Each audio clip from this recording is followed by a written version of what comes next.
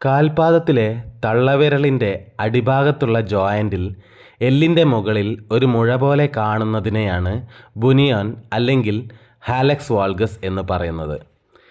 ഇങ്ങനെ തള്ളവിരൽ അതിനടുത്തുള്ള വിരലിനെ തിക്കുകയും ചെയ്യുന്നു. ഇതുമൂലം ബോൺ ഡിഫോമിറ്റി അഥവാ അസ്ഥിവൈകല്യം, വേദന, വിരൽ ഇളക്കാൻ പറ്റാത്ത അവസ്ഥ എന്നിവ ഉണ്ടാകുന്നു. ഇറുകിയ ഷൂ ഇടുന്നതും കാലിൻ്റെ സമ്മർദ്ദം കൂട്ടുന്നതും സന്ധിവാതവും ഇതിൻ്റെ കാരണങ്ങളായി കാണുന്നു.